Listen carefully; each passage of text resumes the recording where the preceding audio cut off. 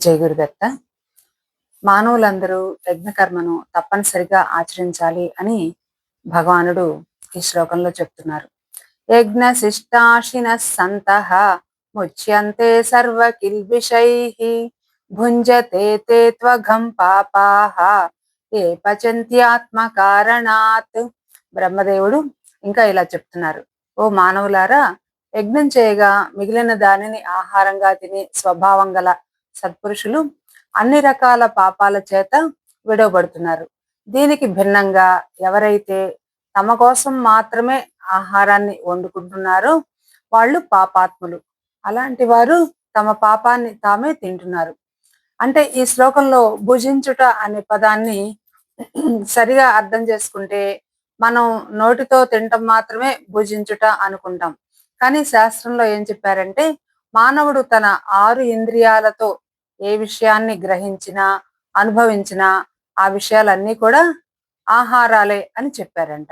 అంటే ఉదాహరణకి బ్రహ్మయజ్ఞంలో మనము సద్గ్రంథాలు పఠనం చేస్తాము. అంటే కొత్త విషయాలను గ్రహించి వాటిని లోపలే నెమరు వేసుకొని ఆస్వాదించి ఆనందిస్తాం. అదే పనిని ఇతరులకి బోధించుట అనే రూపంలో చేస్తే అది నిజమైన బ్రహ్మయజ్ఞం అవుతుంది. అంటే అలా చేసేటప్పుడు మనకు కలిగే ఆ జ్ఞానానందం కానీ, అలాంటి బోధ కోసం మనం పుస్తకాలు చదివేటప్పుడు కలిగే ఆ జ్ఞానానందం కానీ మనకు యజ్ఞ ప్రసాదాలు అవుతాయి. అవే అమృతాలు. వాటినే ఆస్వాదించాలి అని బ్రహ్మదేవుడు బోధించాడు. అలాగే ఒక గాయకుడు తన సంపాదన కోసం తను గానం చేస్తే అది యజ్ఞం కాదంట. నిస్వార్థమైన నాద విద్యా బోధన కోసమో లేకపోతే భగవంతుడికి అర్పణ కోసమో గానం చేస్తే అప్పుడు అది యజ్ఞం అవుతుంది. అంటే దాని వలన కలిగే ఆ గానానందం అనేది అమృతం. అది అతడికి విహితమైన ఆహారం. అలాగే ప్రతి సత్కర్మను కూడా మనం ఇలా ఆచరిస్తే అది యజ్ఞం అవుతుంది. కాబట్టి ఏ రకమైన భోజనమైనా సరే ఇతరులతో పంచుకున్నాకే నువ్వు అనుభవించు. ఇదే యజ్ఞ ప్రసాద భోజనం అని బ్రహ్మదేవుడు మానవ జాతికి సృష్టి ప్రారంభ కాలంలోనే ఉపదేశించాడంట. అంటే మనం ప్రతిరోజు కూడా 5 రకాల పాపాలు చేస్తూ ఉంటామంట. అవేంటంటే ఒకటి ఖండిని అంట. అంటే మనము కత్తితో కూరగాయలు కోస్తాం కదా, దానివల్ల వచ్చే పాపము. 2 పేషిణి అంటే ఒడ్లు దంచడం మొదలైన వాటి వలన వచ్చే పాపం. అంటే మనం ఇప్పుడు ఒడ్లు అయి దంచకపోయినా మిల్లులైనా వేస్తున్నాం కదా. తర్వాత 3వది పొయ్యి మండించడం వల్ల వచ్చే పాపం. 4వది ఉదకుంబి అంట. అంటే చెరువులు మొదలైన వాటి నుంచి ఆ నీళ్లు మోసుకొచ్చేటప్పుడు వచ్చే పాపం. తర్వాత ఆ నీళ్లు మనం శుభ్రం చేయడం కోసం ఆ సూక్ష్మ క్రిములను చంపడం వల్ల వచ్చే పాపము. 5 మార్జిని అంటే చీపుళ్ళతో బ్రష్లతో మనం ఇల్లు శుభ్రం చేసుకుంటాం కదా, దాని వల్ల వచ్చే పాపం. వీటిని పంచసూనాలు అని అంటారంట. ఇవి 5 చేయక తప్పదు కదా మనకి. మనుస్మృతి మనకు చెప్పిన పంచయజ్ఞాలు మొదలైనవి ఇటువంటి పాపాలు పోగొట్టుకోవడానికి వేదం చెప్పినవే. కాబట్టి యజ్ఞాలు చేస్తే పాపాలు పోతాయి అనేది అతిశయోక్తి కాదు. అంటే ఈ పాప నిర్వచనాలలో ఉన్న భూతదయని మనం అర్థం చేసుకోవాలి. మహర్షులు ఇంత సుకుమారంగా భావన చేస్తారు కనుకనే ఈ పాపాల పరిహారం కోసం వాళ్ళు బోధించిన యజ్ఞాలలో అంత పవిత్రత ఉంది. అందుకే ఆ ప్రసాదానికి అమృతము అనే పేరు సార్థకం అవుతుందని చెప్తున్నారు. కాబట్టి బ్రహ్మదేవుడి ఉపదేశానికి సారం ఏంటంటే పెట్టకుండా తినకు, పంచుకోకుండా ఉంచుకోకు అని. తర్వాత శ్లోకంలో మనకి ఈ విధంగా చెప్తున్నారు. అన్నాద్ భవంతి భూతాని పర్జన్యాదన్న సంభవ యజ్ఞాద్ భవతి పర్జన్య యజ్ఞ కర్మ సముద్భవ. అంటే ఆహారం నుండి శరీరాలు పుడుతున్నాయి. ఈ ఆహారం యొక్క సృష్టి వర్షం నుండి జరుగుతుంది. ఈ వర్షం యజ్ఞం చేయటం వల్ల వచ్చే పుణ్యం నుండి వస్తుంది. ఈ యజ్ఞ పుణ్యము అనేది మనం చేసే సత్కర్మల నుండి పుడుతుంది.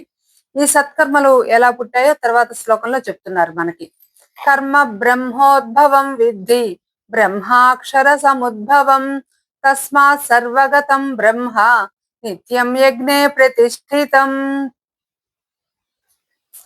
ఈ యజ్ఞ రూపమైన సత్కర్మ వేదం నుండి పుట్టిందని, ఆ వేదం పరమాత్మ నుండి పుట్టింది అని చెప్తున్నారు. అందువలన అన్ని విషయాలను తెలియజేసేది, సృష్టి ఉన్నంత వరకు నిలబడి ఉండేది అయిన వేదం నిష్కామ కర్మ యందు అధికంగా స్థాపించబడిందంట. ఇప్పుడు మనుస్మృతిలో కూడా ఈ విధంగా చెప్పారంట. మానవులు శాస్త్ర విధిగా మంత్రపూర్వకంగా అగ్నిలో హోమాలు చేసేటప్పుడు ఆ ద్రవ్యాలు అగ్ని యొక్క ప్రభావం వలన జ్వాలలుగా ధూమాలుగా మారతాయి. అంటే పొగగా మారింది కదా. ఆ హోమంలోని మంత్రాల ప్రభావం వలన ఆ హోమ ధూమాల్లో నుండి సూక్ష్మ శక్తి తరంగాలు ఆవిర్భవించి అవి సూటిగా సూర్యమండలం దాకా చేరతాయంట. అక్కడ ఆ తరంగాలు సూర్యకిరణాలతో కలిసి వాటి ద్వారానే క్రిందకి దిగి సరైన స్థలంలో సరియైన సమయంలో సరియైన మేఘాలుగా రూపుదిద్దుకుంటాయి. ఆ మేఘాల నుండి వర్షం కురుస్తుంది. వర్షం వలన పంటలు పండి జీవులకు ఆహారం లభిస్తుంది. ఆహారం వలన జీవజాతులు వృద్ధి చెందుతాయి. అంటే వాటికి సంతానాభివృద్ధి కూడా కలుగుతుంది కదా. కాబట్టి ఈ మనుస్మృతి వర్ణన్నే భగవానుడు ఆ యజ్ఞ అనే పదంతో అనుసంధానం చేసి అర్జునుడికి అందిస్తున్నాడు. దీన్ని బట్టి బ్రహ్మయజ్ఞాది ఇతర యజ్ఞ కర్మల్లో కూడా ఈ హోమక్రియ వల్ల కలిగే పుణ్యం వంటి పుణ్యమే జన్మిస్తుందని, ఆ పుణ్యమే మానవులకు వర్షాలను కలిగిస్తుందని మనం అర్థం చేసుకోవాలి. అన్ని రకాల యజ్ఞాలను గురించిన విజ్ఞానము వేదంలో ఉంది కాబట్టి ఈ యజ్ఞాల ద్వారానే జీవన వికాస ప్రక్రియ అనేది కొనసాగుతుంది అని భగవానుడు యజ్ఞస్థుతి చేస్తున్నాడు. తర్వాత శ్లోకంలో భగవానుడు ఈ విధంగా చెప్తున్నాడు. ఏవం ప్రవర్తితం చక్రం నానువర్తయతి హయః అఘాయురింద్రియ రామః మోఘం పార్థ సజీవతి. ఓ అర్జున, ఈ సృష్టి ప్రక్రియ చక్రాన్ని ప్రారంభించేవాడు నడిపించేవాడు పరమాత్మే. అందుకే ప్రతి మానవుడు కూడా ఈ సృష్టి చక్రాన్ని అనుసరించి నడవాలి.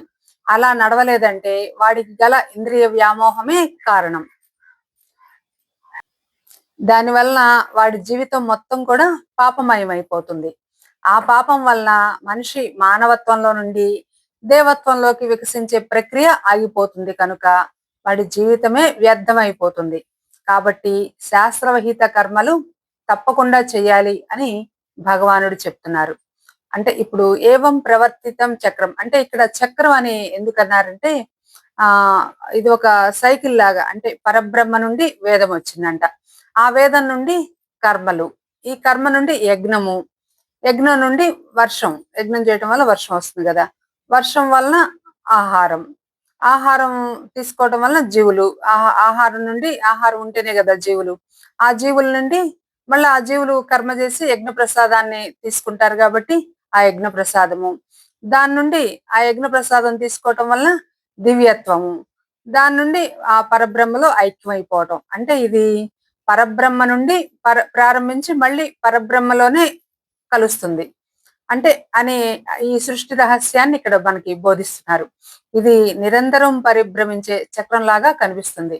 మరి మానవుడు అనేవాడు ఈ సృష్టి చక్రంలో ఒక కీలకమైన నట్టు వంటి వాడు అని చెప్తున్నారు.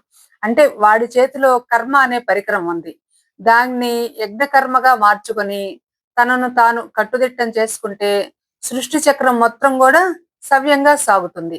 ఈ మానవుడు కూడా యజ్ఞ కర్మలో నుంచి జ్ఞానంలోకి, జ్ఞానంలో నుంచి పరబ్రహ్మలోకి క్రమంగా వికాసం చెందుతాడు.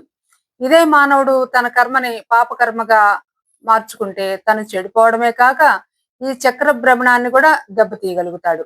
అంటే మానవుడు తన విజ్ఞాన వికాసాన్ని ప్రకృతి విధ్వంసానికి వినియోగించి సృష్టి చక్రానికే దెబ్బ కొట్టగలుగుతాడు. ఆనాడు దుర్యోధనుడు చేసింది అదే, ఈనాడు ఉగ్రవాదులు కూడా అదే చేస్తున్నారు కదా. అందుకనే మానవుడు తన కర్మను యజ్ఞ కర్మగా మలుచుకోవడం ద్వారా ఈ సృష్టి చక్రానికి సహాయం చేయగలడు అని, సృష్టి చక్రానికి అనుగుణంగా నడుచుకోవడం అంటే ఇదేనని మనకి భగవానుడు బోధిస్తున్నాడు. అంటే మనకి అంటే సాధకులకి పనికి వచ్చే సూచనలు కొన్ని చెప్తున్నారు. అంటే ఇంద్రియ సుఖాల పట్ల ఆసక్తిని తగ్గించుకుంటూ రావాలంట. తర్వాత మనసును నిగ్రహించుకోవడం ముఖ్యము అని కూడా చెప్తున్నారు. మనము శాస్త్రవిహితమైన కర్మలను మాత్రమే చేయాలి. అంటే అవి కూడా విద్యుక్త కర్మలను ఈశ్వరార్పణ బుద్ధితో చేయడం నేర్చుకోవాలి. దీన్నే యజ్ఞక్రియ అంటారు. ఇప్పుడు ఏ సుఖాన్ని అనుభవించినా కూడా మొదట దాన్ని ఈశ్వరార్పణ చేసి ఆ తర్వాత భగవత్ ప్రసాదంగా మాత్రమే దాన్ని స్వీకరించాలి. తనకు ఉన్న సంపదలో కొంత భాగాన్ని పరోపకారం కోసం ఖర్చు పెట్టి మిగిలినది తాను అనుభవించాలి అని చెప్తున్నారు. ఇది రోజు జరగాలి. అంటే ఇందులో భాగంగా ఈ పంచయజ్ఞాలను ప్రతిరోజు చేసి తీరాలని చెప్తున్నారు. తర్వాత సంకీర్తన యజ్ఞం, పూజా యజ్ఞం, హోమయజ్ఞం, జపయజ్ఞం ఇవన్నీ కూడా దీనిలోని భాగాలే. ఇంకా ప్రకృతి సమతౌల్యానికి భంగం కలిగించే పనులను చేయకూడదు. అంటే తను చేసే ప్రతి కర్మను కూడా యజ్ఞ కర్మగా మలుచుకోవాలి అని సూచనలు ఇస్తున్నారు మనకి సద్గురుదేవులు పూజ్యశ్రీ గణపతి సచ్చిదానంద స్వామీజీ వారు. ఇవన్నీ కూడా మన సద్గురుదేవులు ఇచ్చిన సూచనలు అన్నమాట. మరి జ్ఞాన యోగం ఎవరి కోసం అనే ప్రశ్నకు భగవానుడు ఇప్పుడు ఈ శ్లోకం చెప్తున్నారు. యస్త్వాత్ మరతిరేవ స్యాత్ ఆత్మతృప్తశ్చ మానవః ఆత్మన్యేవ చ సంతుష్టః తస్య కార్యం న విద్యతే.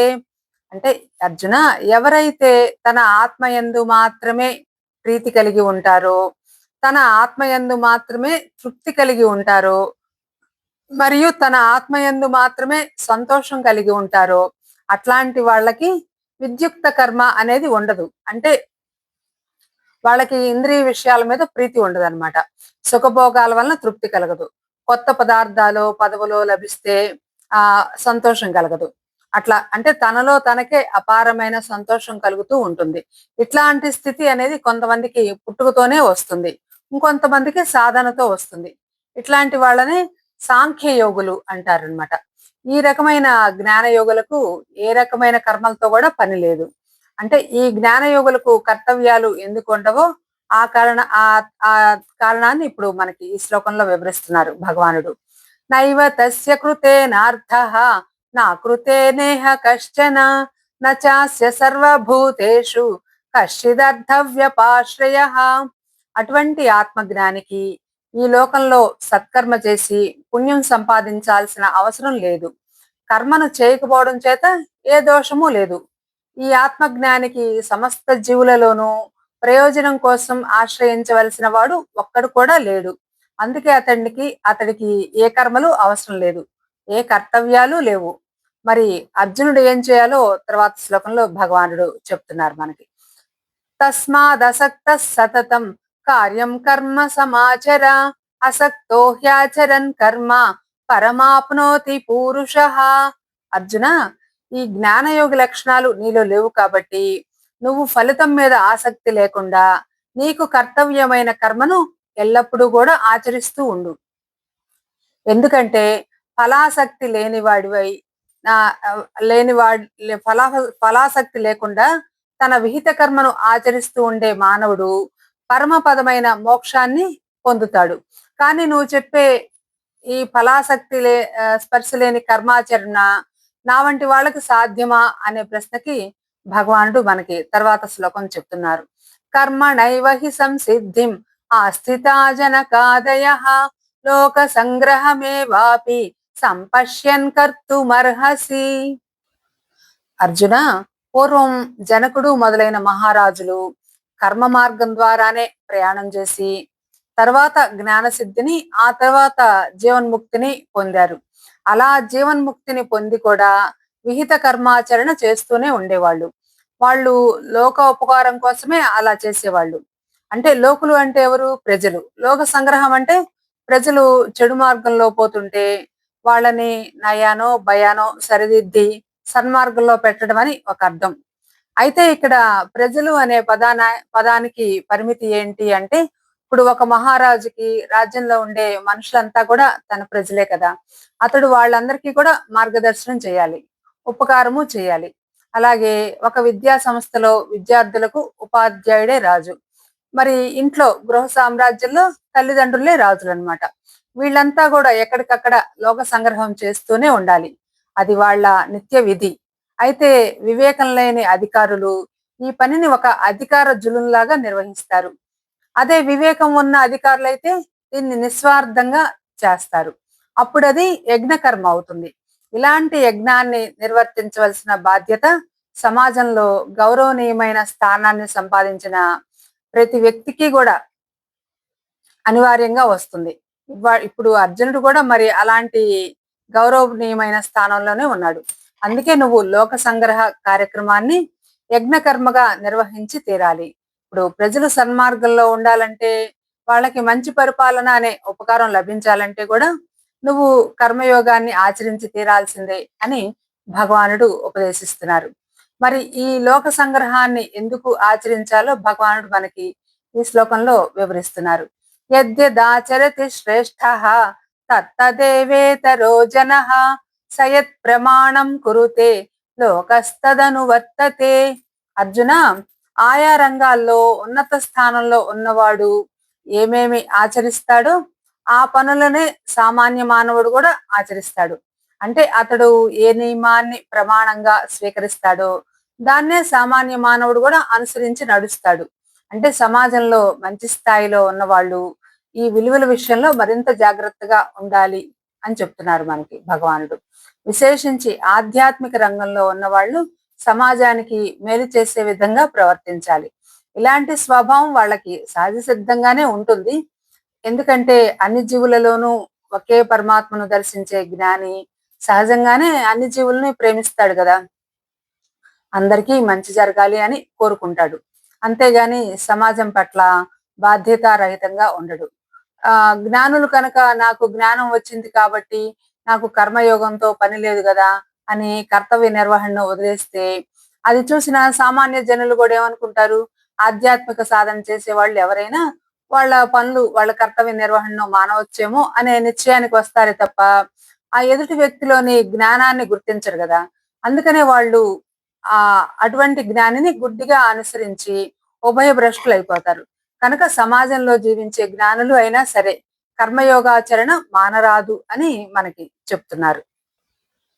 ఇక అర్జునుడి విషయానికి వస్తే అర్జునుడికి ఇంకా జ్ఞానయోగ సిద్ధి రానే లేదు. అయినా తొందరపడి కర్మలు చేయటం మానేస్తే ప్రజలు అర్జునుడి మీద గౌరవంతో అతన్ని గుడ్డిగా అనుకరిస్తారు. సమాజానికి ఈ ప్రమాదం తప్పించాలి అంటే అర్జునుడు కర్మయోగాన్ని మరింత శ్రద్ధగా ఆచరించక తప్పదు అని ఈ శ్లోకంలో భగవానుడు వివరిస్తున్నారు.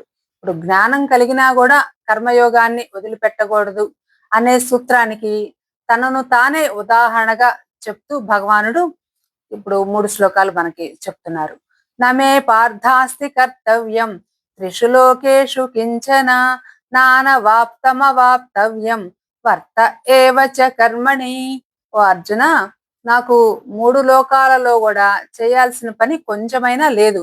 నేను పొందాల్సిన ఫలితం కొంచెం కూడా లేదు. ముల్లోకాల్లోనూ నేను పొందని సుఖము అంటూ లేనే లేదు. అయినా కూడా నేను కర్మాచరణ చేస్తూనే ఉన్నాను. ఇంకా ఏం చెప్తున్నారంటే భగవానుడు, యది హ్యహన్న వర్తేయ జాతు కర్మణ్య తండ్రితః మమ వర్త్మాను వర్తంతే మనుష్యా పార్థ సర్వశః. ఓ అర్జున, నేను ఎప్పుడూ ఏమాత్రము సోమరితనం లేకుండా కర్మయోగాన్ని ఆచరిస్తూనే ఉన్నాను.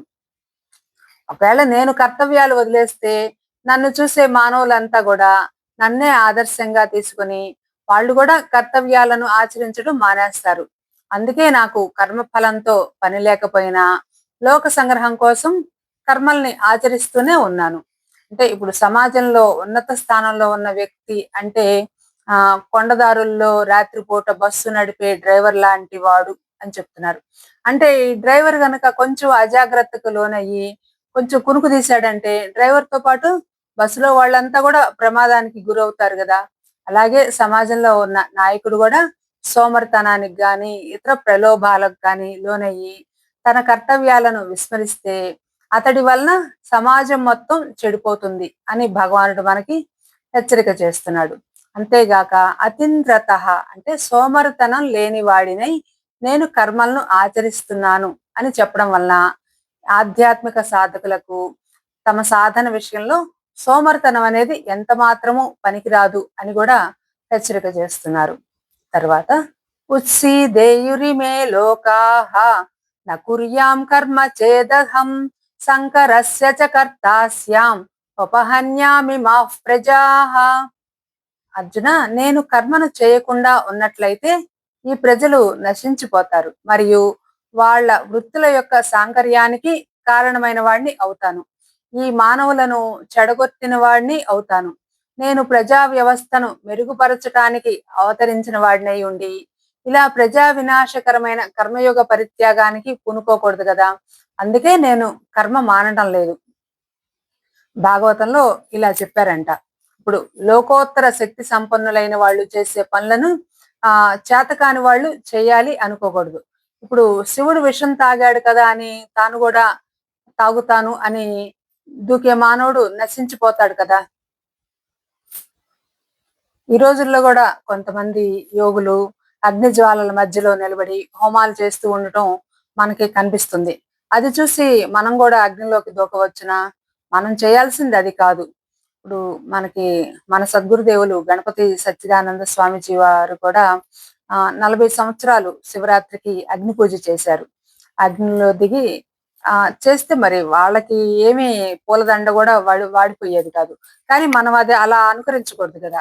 అంటే వాళ్ళు ఏ రకమైన యోగ సాధనతో ఆ అగ్ని జ్వాలల మధ్యన నిలబడే శక్తిని సంపాదించారో ఆ యోగ ప్రక్రియలను సాధించే ప్రయత్నం చేయొచ్చు. దీన్ని మంచి అనుకరణ అంటారు. మిగిలిన వాటిని దుస్సాహసాలు అంటారు. ఇప్పుడు మామూలుగానే సామాన్య మానవులు తమ శక్తి యొక్క తారతమ్యాలను మర్చిపోయి మహాత్ముల్లాగా ప్రవర్తిద్దాము అనుకుని ప్రయత్నించి అభాసు పాలవుతూ ఉంటారు. ఇలాంటి దశలో ఉన్న వాళ్ళని ఉద్ధరించటం కోసం అవతరించిన మహాత్ములు వాళ్ళని తప్పుదోవ పట్టించే పనులు చేయకూడదు అని, అందుకే తాను గాని అర్జునుడు గాని కర్మయోగ పరిత్యాగం చేయకూడదు అని ఈ శ్లోకంలో భగవానుడు నిరూపిస్తున్నాడు. ఈ విధంగా భగవానుడి ఉపదేశం కొనసాగుతుంది. తర్వాత శ్లోకాల్లో ఏం చెప్తారో భగవానుడు తర్వాత తెలుసుకుందాం. ఏతత్ ఫలం సర్వం శ్రీ సద్గురు చరణారవిందార్పణమస్తు. సర్వం శ్రీకృష్ణార్పణమస్తు. హరి ఓం తత్సత్. ఈ విధంగా ఇలాంటి మంచి విషయాల్ని మీతో పంచుకోవడానికి శ్రీ సత్యదత్త యూట్యూబ్ ఛానల్ని లైక్ చేయండి, షేర్ చేయండి, సబ్స్క్రైబ్ చేయండి.